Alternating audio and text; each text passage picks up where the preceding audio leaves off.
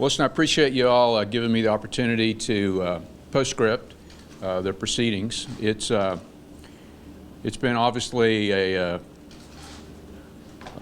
long, challenging process to present our case and to respond to the defendant's efforts to justify and rationalize their actions. We set out to establish for the court the causation elements of why the defendants are responsible for abating the opioid epidemic in the state. And on behalf of the great team the state has retained to try this case, I couldn't be prouder of the effort, the expertise, the talent, the skill with which we've brought our case to the judge. And also can't say enough about the patience, thoughtfulness, and the architecture, if you will, with regard to how this judge has managed this very complex process. So really, again, couldn't be happier, more pleased with how, again, the judge has dealt with, again, what I would say is a very complicated, complex set of circumstances with regard to this trial. It was up to us to establish, again, causation. I think that we've done that. I'm confident that we've done that in a decisive way with regard to the fact, which is completely not rebutted by the defendants, that they've been the principal origin for the active pharmaceutical ingredient in prescription opioids in the country for the last 2 decades. You know, their poppy farm down in Tasmania has made them hundreds of millions of dollars over this period of time. It is one of the most important elements, again, of causation with regard to why the defendant Johnson & Johnson and Janssen is responsible for the epidemic in the country and in Oklahoma. We also established, and again, in a way that is not only descriptive, but should be compelling for the judge, the extent to which this company collaborated, conspired with other opioid manufacturers to shape, I'll say distort, policy and decisions around prescribing in this country for the last 2 decades by engaging known opinion leaders, and again, in a very effective way. And we're not saying that they don't have First Amendment rights, but the First Amendment ends with misstatements of fact. So let's be clear on that.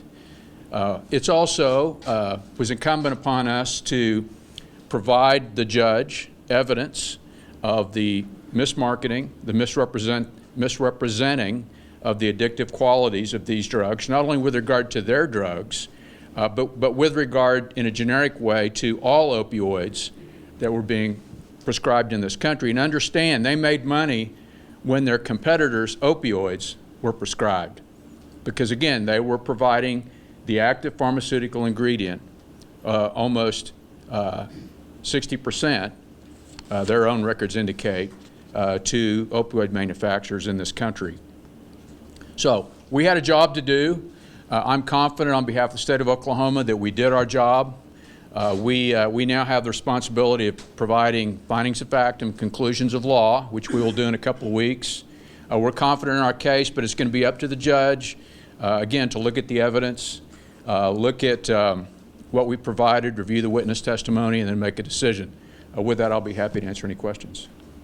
You said you're confident in your case. What do you feel like the one defining moment in this trial has been? Well, there were many. If I had to focus on one, I would say that presenting Dr. Fong as an expert witness, and then at the same time ignoring the fact that he had presented a lecture in which, in a very passionate, precise way, he blamed the opioid manufacturing industry for the crisis in this country. So as far as I'm concerned, that expert witness almost made our case for us. Other questions? Sean. Say that the abatement plan that you put together is wildly overinflated. Do you think it's realistic that the judge could order this company to pay billions of dollars? I think it's realistic, and I'll say for the closing statement, let's be clear, Larry Ottaway is a fine lawyer, but that's the most skillful application of lipstick to a pig I think I've ever witnessed. So give them credit for doing the best they could with what they had regarding their closing statement, but the thoughtfulness, the expertise that went into developing the abatement plan, the coordination between state agencies, the leadership of Commissioner White, we're confident that that's what we need to, in a decisive and very efficacious fashion, get this epidemic addressed, get people well, and ensure that we don't have any other deaths that are avoidable with regard to the overdosing of prescription opioids. So they can be critical, but again, our experts and the expertise that the state brought to developing that plan, we think speaks for itself. Yes? Hi, if, you're suing under the public nuisance. Mm-hmm. What? And I guess J&J made the argument in their commission for summary judgment or whatever the like is here, that you're going after them because they're deep pockets. Are you planning to bring these type of suits against doctors as well? Public nuisance suits against doctors who overprescribe? So, at least with regard to my office, when we identify doctors who are in a criminal fashion, being reckless with their patients' health, we've prosecuted those doctors. So my record as Attorney General with regard to that speaks for itself. With regard to J&J having deep pockets, there's no moral licensing that occurs with regard to the judgment that they made to get into the pain franchise with opioids.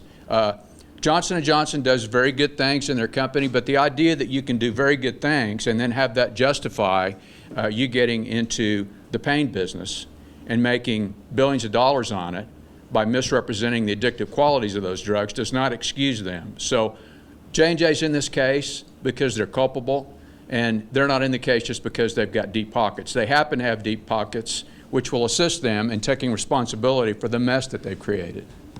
Other questions? Right here and then over here. Can you talk about the precedent this case could set for other similar cases around the country? I think public nuisance law is as elegantly tailored a remedy for this situation. The idea that it's going to be applied to guns and fast foods and liquor and climate change, I think, is nonsense.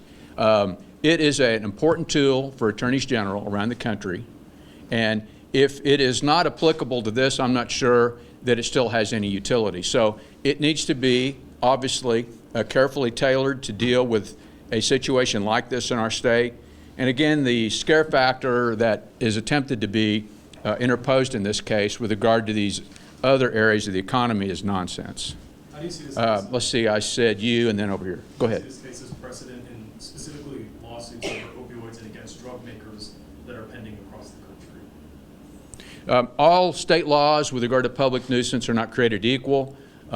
We made the judgment as we were evaluating the best way to deal with the epidemic in this state is that it had the most utility, it was the strongest remedy, and that's why we chose it. Over here. A few of the state's expert witnesses said extending Medicaid would get people who are addicted to opioids more people access to treatment.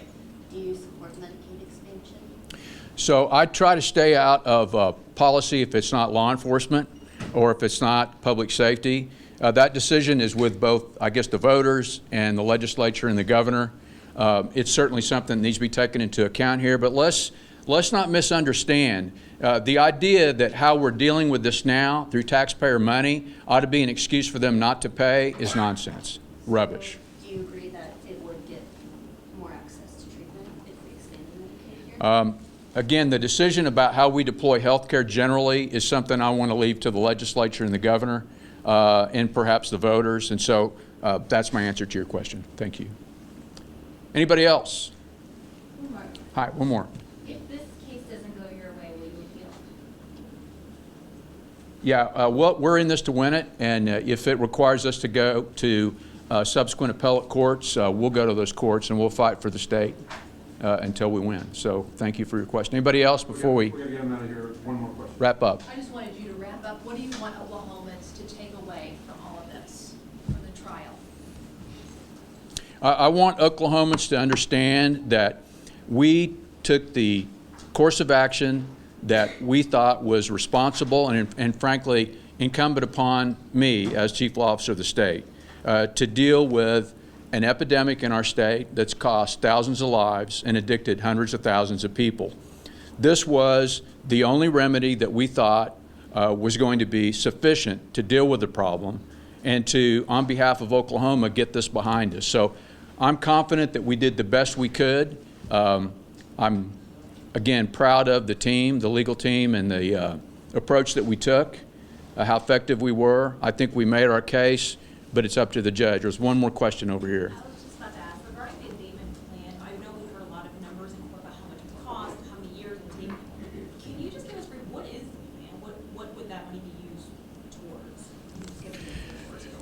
So the complexity of the fallout that exists because of opioid prescriptive drugs being oversupplied to the state for decades, what we did and what the state resources, what the great folks in different state agencies, including the Department of Mental Health and Substance Abuse did, is they evaluated the alpha and omega of the challenges that we've got, both with regard to folks who are addicted.